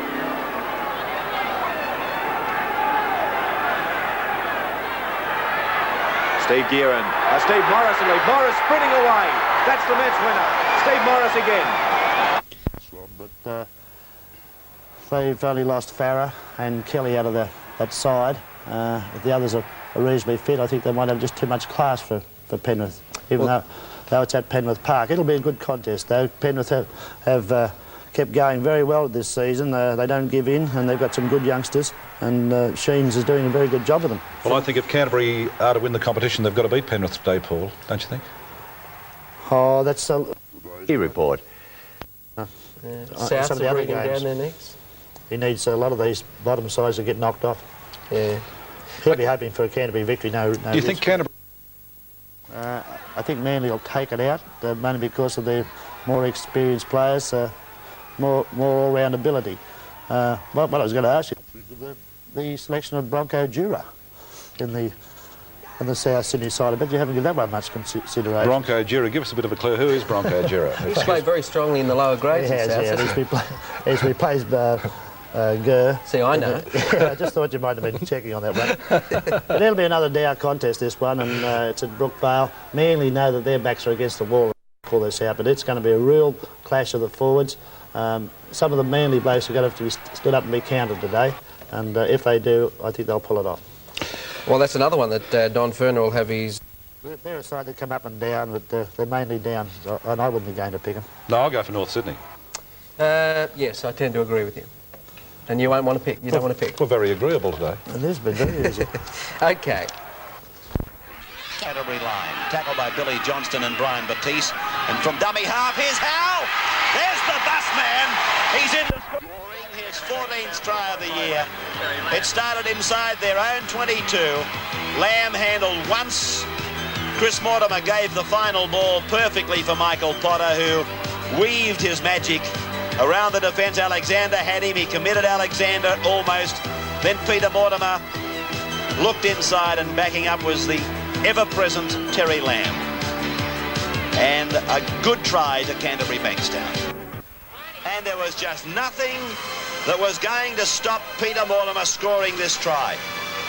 He got a good ball from Greg Mullane. Peter Tunks did his job, but Peter absolutely was going to score that try. In his mind, it was there and firmly fixed. Well as giving credit to the players, let's give some credit to the coach. That was a well-designed blindside tap play, and here we can see Peter. Alexander put up the bomb. It was a beautiful kick, and I was telling you about these two lads, how close they've been right through their football career. They were born on the same day. They're playing alongside. Oh, you should see them in front of our broadcasting box. They are betting and dancing in the streets here at Penrith Park at the moment. Beautiful ball from Simmons to Howe. Howe to Gonzalez. He beat Potter, and then he was able to fend off Peter Mortimer. It was a good try. It was a great try. Firstly, a good pass by Simmons to Howell, who was able to get his hands up and got a pass away to Gonzalez. Here I thought Gonzalez had done the wrong thing because he had support inside, but notice he didn't pass, but he transferred the ball to his left hand. This gave him the right arm to fend. He was able to shrug off two tackles, firstly by... Darryl Broman turned this ball inside to Billy Johnston. Steve Folkes got away from Matt Goodwin's tackle. He galloped inside Clements and Alexander, drew the fullback, passed to Terry Lamb, and the 5'8" was in for his second try of the day. Folkes got through some fairly feeble defence to put the try on. You'll see it coming up here where he shrugs off a tackle that's too high, but I thought he positioned his supports very well here, Folkes. Ran away from Greg Alexander, Drew Levy the fullback, passed inside to Lamb, and over goes Terry Lamb.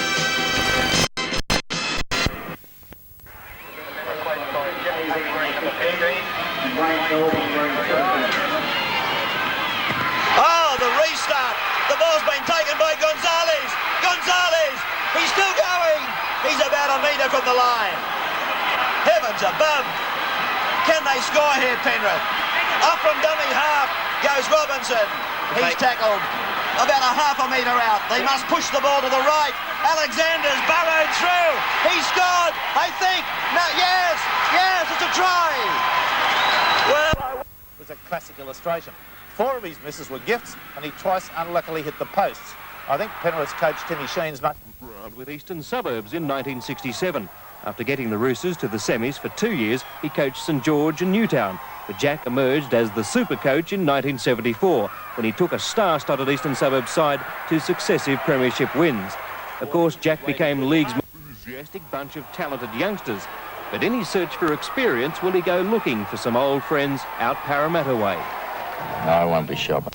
4-0 lead. But then new Queensland lock Bob Lindner had the Lang Park fans cheering madly as he scored the first Maroon try. Conlon can't hold him this time. Lindner going for the corner, and it is Bobby Lindner running around. He's in for the try. And when Mal Meninga's conversion attempt went over courtesy of the left-hand upright, it looked as though it was going to be Queensland's night. But Steve Mortimer had a point to prove to the Lang Park fans. Queensland headquarters has not been a happy hunting ground for the Canterbury Wizard, but last night he was the brainchild behind the Blues' victory. He was named man of the match. We had our game plan and we stuck to it. The Blues, under the astute guidance of Mortimer, completed a demolition job on the Maroons in the second half. It was a performance which gave great joy to coach Frank Stanton, who has this message for next season. Well, I don't know about sweet revenge, but I think it's a very good disciplined effort by New South Wales, and it shows that there's a little bit of spark left in New South Wales football. He's atrocious. 2 from 7. Firing like a cannon. I expect the Seagulls to battle a win. Parramatta.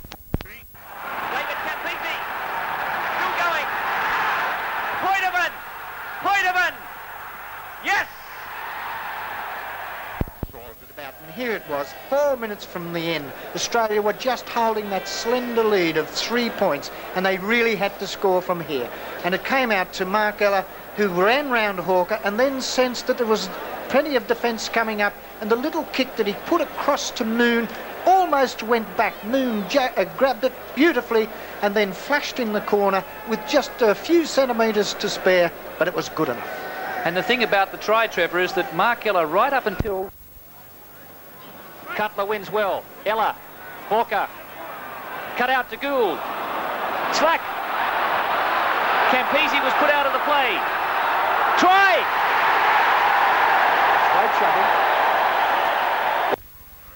O'Connor a dummy half. So Cronulla exciting the fans there with that tremendous run of Docking. Steele tosses the pass. Just a couple of metres out. Blindside, Nixon. Nixon's over.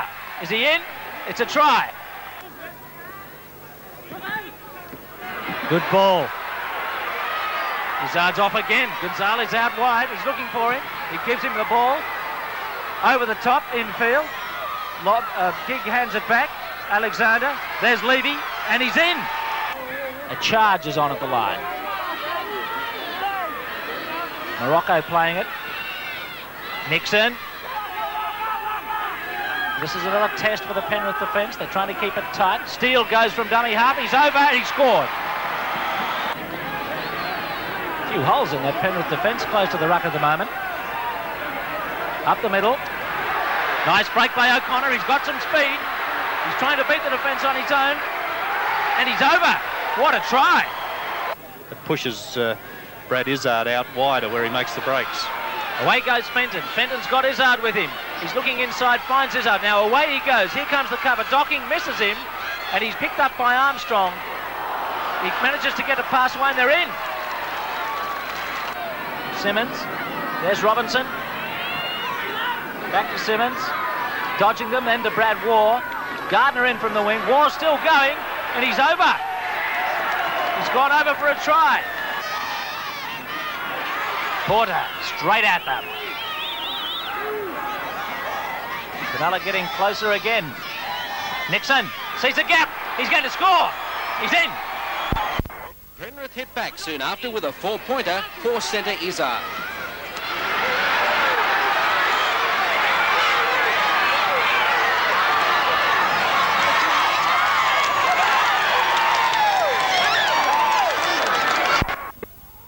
On Wednesday night.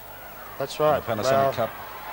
St George are playing in good form at the moment, but Balmain never looked to be really in that match. What's wrong with those guys? They've got Stanton as coach. They've got some really good individual players. Probably got some hopeless supporters. But see, they won this match last week, of course. They beat Cronulla by 18 points to 8, one of their rare victories in the second half. Yeah, but didn't they make heavy weather up? They didn't pull away until about halfway through the second half. You've played them, Rod, this year. Yes, well, Balmain, we were unlucky in the first round. We played great attacking football in the second round. I think the score ended up about 46-26. Not very good on Brian Smith. Was very disappointed with their defensive side. Frank Stanton was too. I think Balmain have slipped a little bit. They've run into some heavy games lately, especially with last Wednesday night's encounter. I can't see them coming up today against South Sydney. Yeah, they've had some tough football, haven't they, over the last week or so? Yeah. Well, you just mentioned Ron Smith, Rod, and he's done a great job with your side down there this year. Yeah, Brian, he's added a lot of discipline to the side down there. And it goes through the 3 grades. There's some very enthusiastic young footballers, which...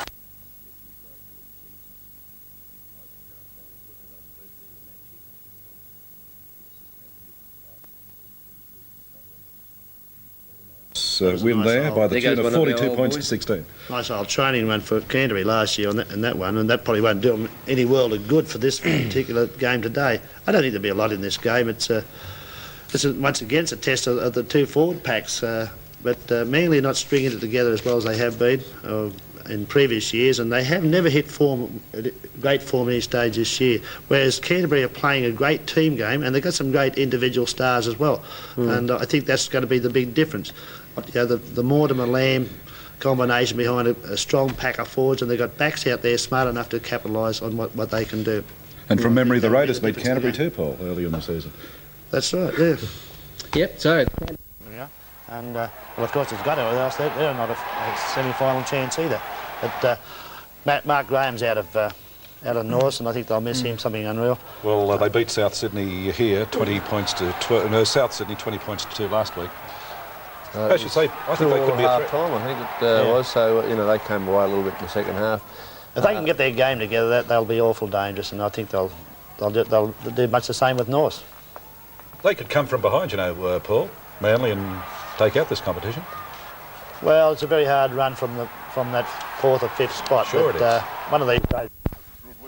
The Bears, and Blake totally mesmerised his opponents, scoring 2 tries and being directly involved in 6 of the other 11 tries scored by the Sea Eagles. Kick from Graham Wynn. It's a big one.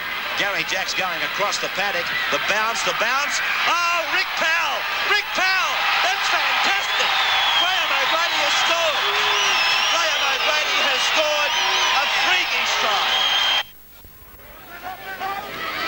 Duncan Ward, right, oh, he's picked up Graham perfectly. He's turned it for Trudgeon.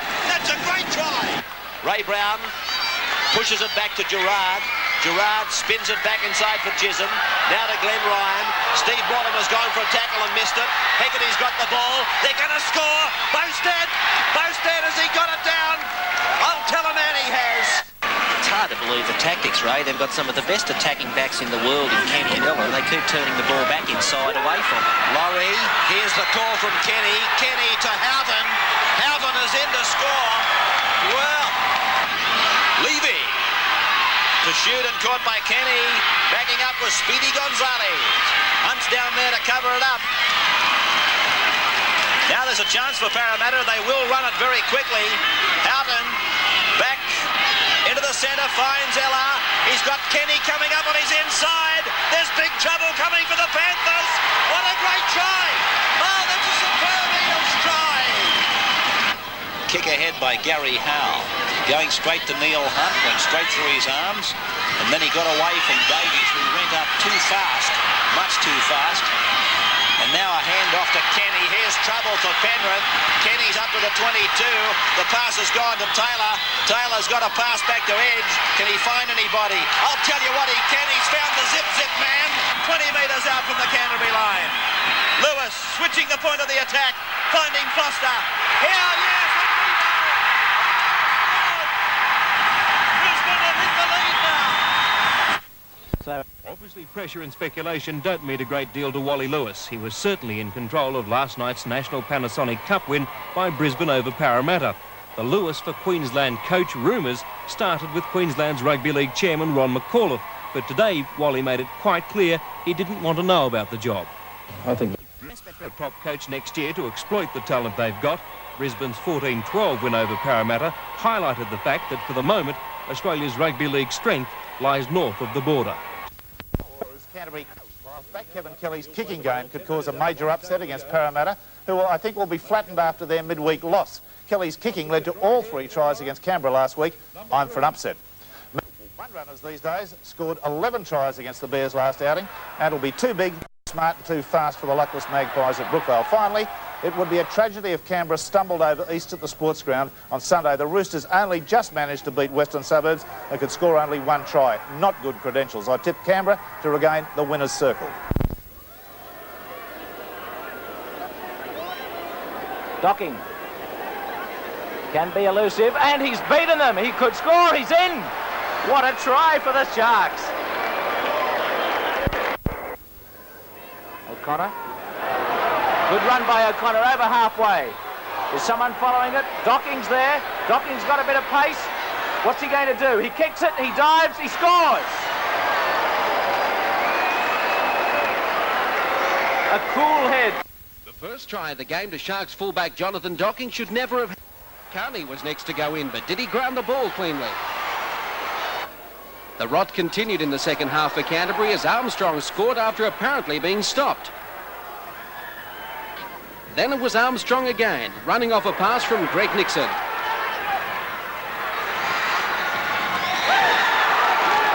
Canterbury were unlucky to have a no-try ruled when Potter crossed in the corner.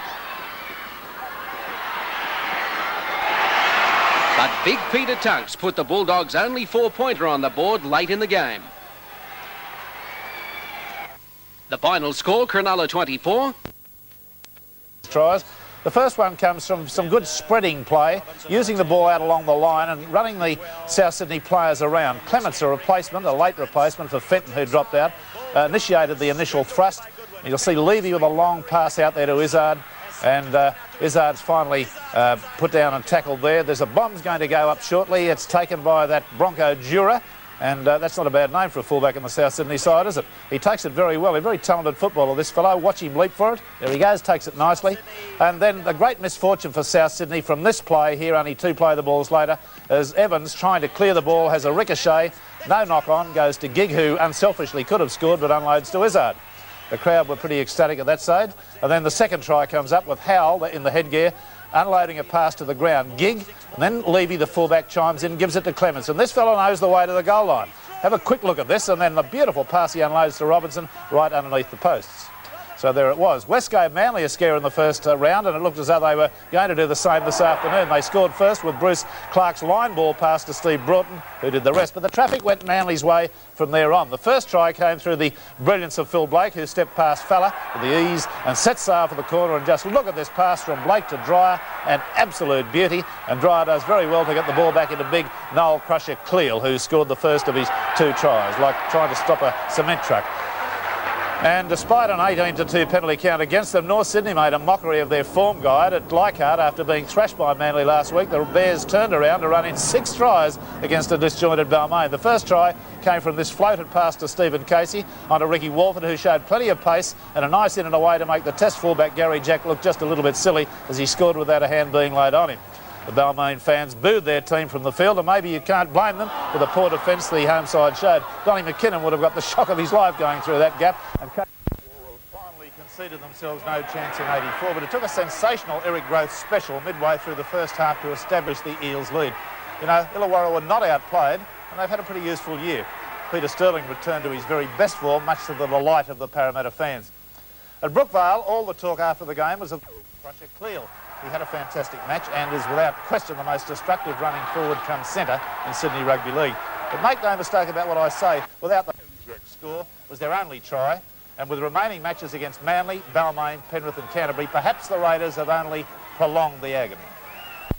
Might be also runs in this year's premiership, but East have the best record in the Cup Series at night. They've won the Cup twice and reached the finals 7 times in 11 years.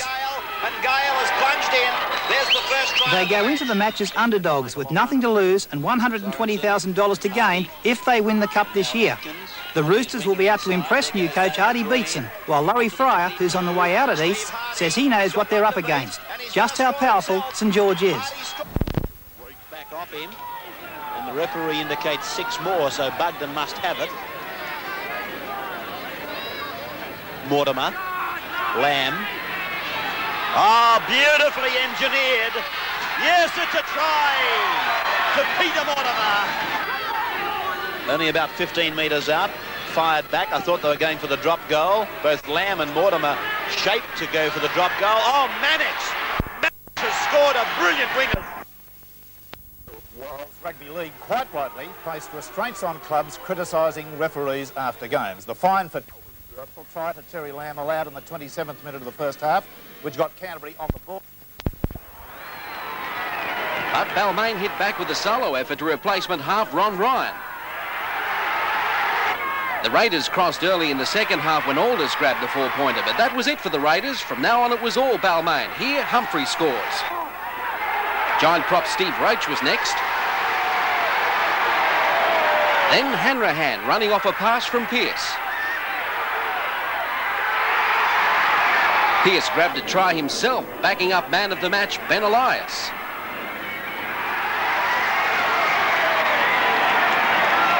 And the honour of the final try of the day went to Olsen Filipana. That made it Balmain 39, Canberra 12.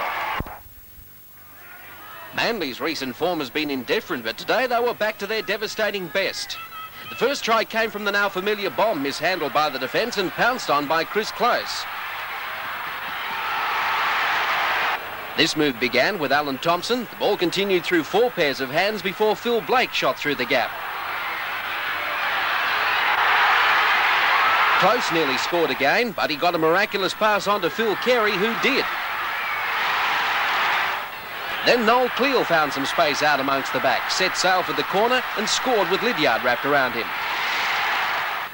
The Parramatta side lacked flair for most of the day, but Kenny managed to ignite his backs for Lydiard to stroll over.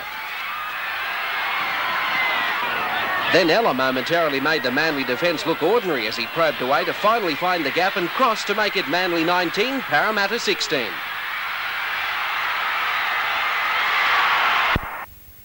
The youthful halfback fined Greg Alexander, who'd scored 2 tries and devastated the Magpies with his speed and elusiveness, damaged knee ligaments. George have given up the ball on the first tackle, either from a voluntary error or from the impact of the Eastern Suburbs defence. See it again, the tackle by John Ferguson and by Kevin Hastings, and bingo! They get 4 sevens and a jackpot. Leggett goes in to score. He only had the fullback to beat and takes it around intelligently to give Mike Eden a presentation kick. Well, I'll be. St George have made almost every mistake you could imagine in the opening 23 minutes of this match, and here we can see Steve Morris runs the ball out of his own quarter, but look for his carry. It's a very loose carry. He has the ball only in one hand, and when the impact is made on the tackle, the ball jolts loose. It's simply a matter then of Eastern Suburbs picking up the ball and going over the line. Brian Johnson tried in vain to make a tackle, but a good step off the leg foot, was able to beat him, and there it is, the opening try of the match. Started it right here off Scott Gale. He gave it to Wheeler, who did well, and then Eden just did a bit of dancing. He got away from a St George second rower, easily away from Fraser, and then Gale backed up, drew Fraser again. He had another shot, Colin. He knew he'd missed the original tackle, and Kevin Hastings, hey Kevin, you could finish up in LA if you can dive like that. Well, it looked like play had stopped here, but the pass got pushed back to Mike Eden, who's a lot faster than many people give him credit for. It was a very ordinary tackle by Fraser. He missed him cold, really. The pass was turned back inside, and here we can see the ever-present lock forward, Kevin Hastings. He backed up the break after it had been made by Scott Gale and scores under the posts. Wow. A try that was engineered by a split made by Johns, capitalised on by Johnston, and then the stretch was onto the left, and it went to Little Guider. Beattie cut inside, did very well, took the tackle, gave it to Gearan, and Gearan takes the defence over within, but it's a try. No risk in the world. There was some very good team football here by St George. They realised they had extras on the wide left-hand side of the field, moved the ball to Brian Johnson, who popped up a pass in a tackle. Then Guider turned the ball back to Beattie, and Beattie pinned his ears back. Looked like he was going to make it to the try line, but the gap closed. He switched the ball back outside with a good reverse pass to Gearan. Gearan stayed well away from the touchline, and over he goes for a vital... Ball to Kevin Hastings, as Bill Anderson suggested. It wasn't for a drop goal. It was simply Hastings backing up Dunn, the big prop, and a quick slide of a pass from Hastings to Gary Worth, and he's away from a tired forward and in wide out. The field goal would have tied the game up for Eastern Suburbs, but they pushed the ball out left and came up with a try. But we can see here there's some pretty ordinary defence. Steve Morris made an ineffective tackle on Dunn. He got the ball back to Kevin Hastings, who fired the pass out on the left-hand side. And of course, Worth does the rest. He's got plenty of pace, this fellow, and he's got a big future in the game. Side with Captain Wally Lewis, their shining star, managed to stave off a gritty East's comeback in the closing stages of the match. This controversial try from Lewis gave Brisbane the momentum in the first half. Then in East's only try of the match, it was difficult to tell who actually scored. Terry Regan claimed the try, but the referee named the try scorer Steve Hardy. Well, we're at home to Penrith, and there's some doubt over the fitness of Penrith halfback Greg Alexander, who scored 2 fine tries last weekend. Plus, Jarvis try was a nice reminder of their capabilities. This could well be the clash of the year. Manly in a close one. First one early on. Back inside for Kenny. Kenny's looking for support. He's got it to Hunt, just short of the line. Kenny's over. Roach charges at the line. This is testing Parramatta's defence. It's holding up fairly well at the moment. Elias again. On to Clark. Clark stands and gets a one-hander. It's anywhere. Elias has scored. Roach to Jack. Elias still got it going. Elias heading for the corner. He's in. He's in. Well, loosening it up there, shrugging a few would-be tacklers. Mears, good run. Now where's the support? Ella's firing. He's looking for someone. Jack's there. He beats Jack. He'll score in the corner. Sterling. Good ball to Mansfield. Last tackle for the Eels. Little one from Sterling. A lottery job, where is it? Oh, they've all gone for the ball. It's a try. Ryan. Chased by Pearce. Got it beautifully. Slipped it superbly. And this will be a try to Davidson under the posts. The dummy inside to Hawker. Here's Gould. Now, Gould doesn't really commit green there. It didn't matter, though. And over goes Campese for the Australian try. Well, as we know, the second half... Brisbane with Meninga.